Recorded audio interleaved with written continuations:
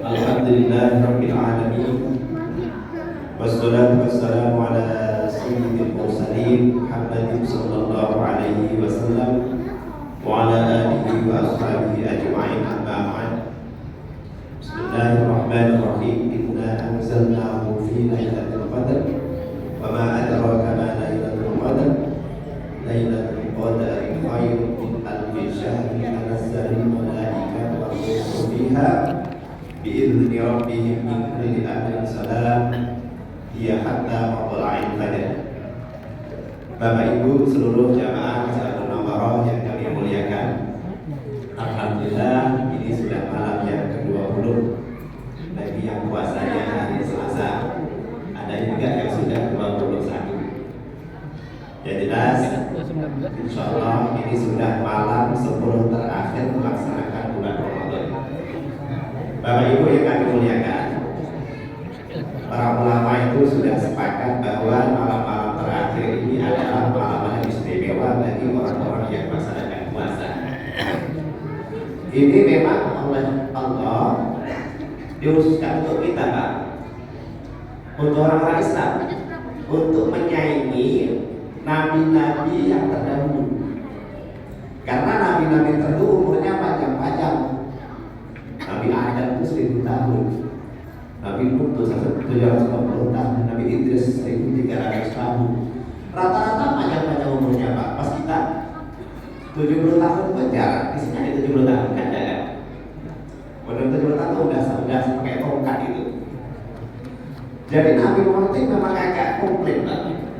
Allah itu Nabi yang dulu umurnya panjang-panjang, saya ini dalam mana pendek-pendek umurnya. Seakan-akan nanti tidak bisa menyanyi pahala atau ibadah, masa jeda itu terlalu pendek untuk umat Nabi Muhammad. Makanya Allah punya cara supaya nanti sama, pahalanya sama, meskipun umurnya jauh beda, maka Allah kasih khusus untuk kita ini orang saya dikasih malam Lailatul Qadar. Makanya harus dimanfaatkan, betul Bapak Ibu. Karena satu malam Qadar itu hitungannya lebih dari 1000 bulan. Anggap saja lah kita puasa ini paling pol yang Pak Musuh itu umur berapa, Pak? 30 tahun, udah mulai ya? 30 tahun sudah mulai Musuh. Anggap saja dia ketemu Qadar itu umur 65 tahun mati deh, meninggal. Berarti kan ada 35 tahun. 35 kali 1000 udah berapa ini? 35.000 kan? Kan itu udah lebih itu, Pak. Kalau dia selama puasa rumah khusus ya, umur 35 tahun yang puasanya itu udah bagus, itu sudah lebih ada gitu.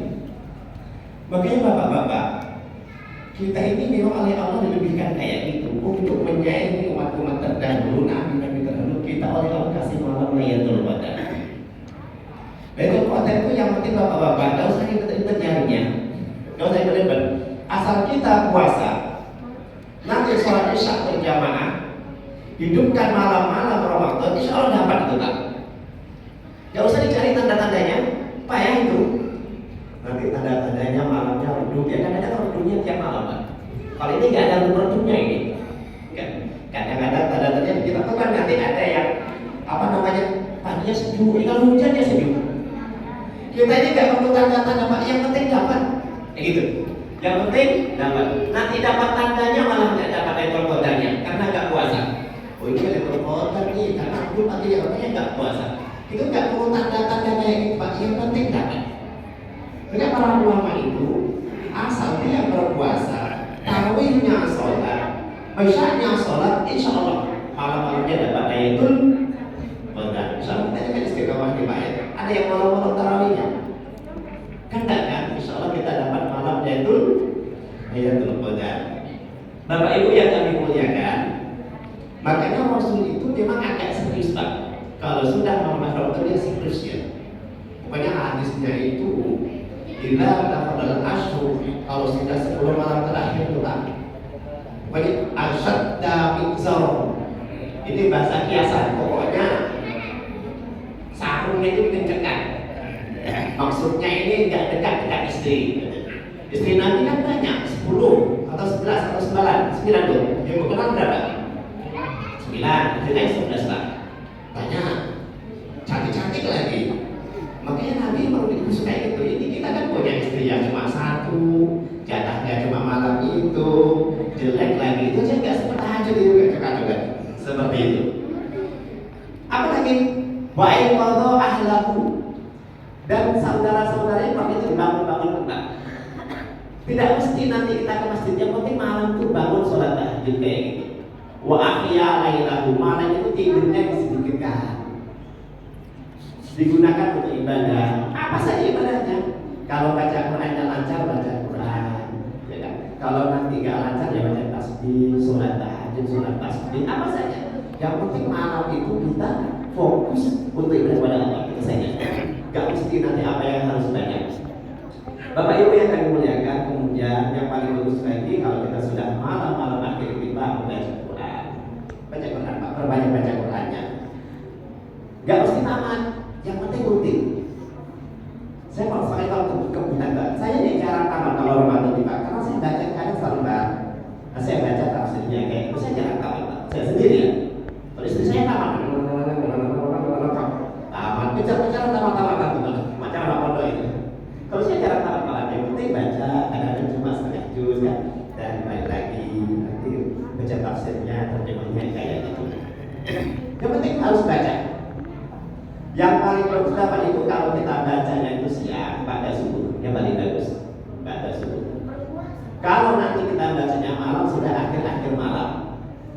Kalau bisa bangun itu setelah sholat tahajud itu nanti kita baca Quran itu sebentar.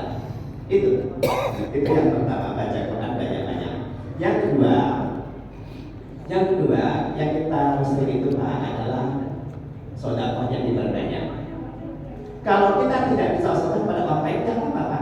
Sedekah kepada orang lain diperbanyak lagi. Anak supaya senang berpuasa pasal kedua itu sedekah Pak.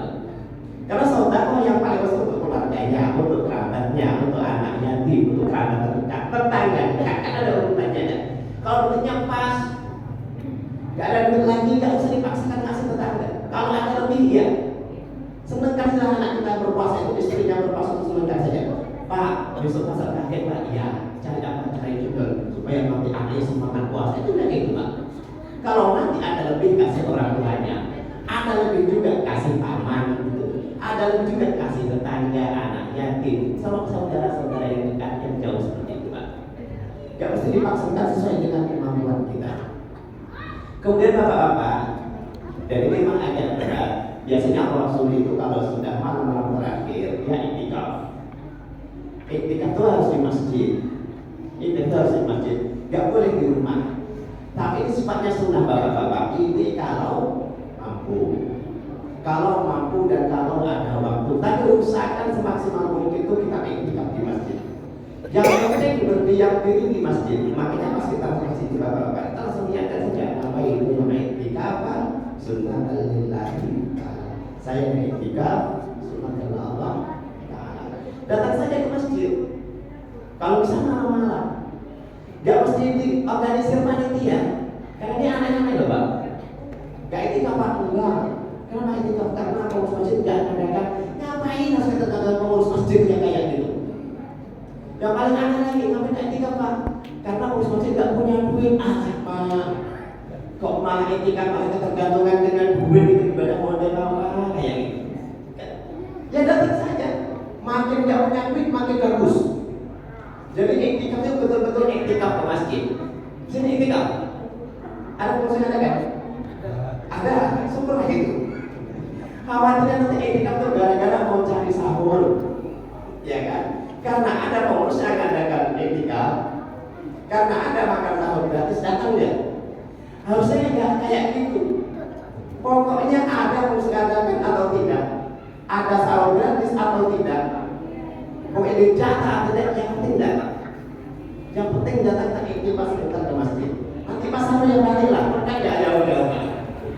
Kami belum yakin adakan juga, ya iuran juga saya bilang, saya nggak usah belikan nasi rumah saya dekat. Saya kalau satu masjid marah istri, saya akan gak enak lagi masakan itu, saya balik juga seperti itu.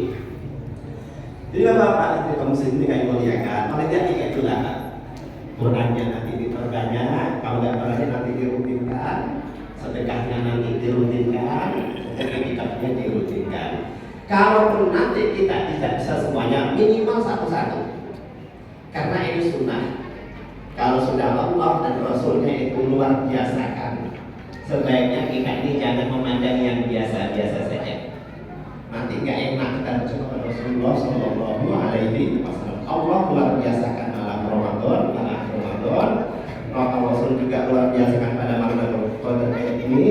Kalau kita hanya memandang biasa-biasa saja, nanti kita terkesan tidak sopan. Yang Allah saja luar biasakan kita memandang biasa-biasa saja. Tapi itu yang dimuliakan, tidak ada manfaatnya pengajian sikap ini. Ini alhamdulillah masih istiqomah karena terus ganti kan. Terus alhamdulillah. Yang jelas siapa nanti yang fokus, yang sampai selesai Ramadannya itu apa kata Rasulullah SAW? Mangkoma, mangsolla, ma'al imani, kutiba lahu hatta yang sorifa kutiba lahu qiyamul lailatin. Orang yang nanti sholat tarawih sampai selesai pak dengan imam, dan imamnya ini, memang Nabi itu langsung sebut pakai imam, karena yang tarawih ini kalau nggak pakai imam benar. Sebab saya tanya, ibu kalau nggak tarawih di masjid tarawih di rumah? Tarawih? Enggak kan? Bapak kalau nggak tarawih di masjid tarawih di rumah? Enggak kan? Itu berat kan? Ya Nabi langsung sebut sholat ma'al imami hatta yang sorifa sampai selesai kutiba lahu qiyamul lailatin. Allah akan catat seakan-akan kita ini sholat satu malam suntuk, meskipun sholatnya cuma 30 menit atau 50 menit paling lama, insyaallah. Belum ada manfaatnya. Mohon maaf kurang lebihnya. Saya akhiri. Wassalamualaikum warahmatullahi wabarakatuh.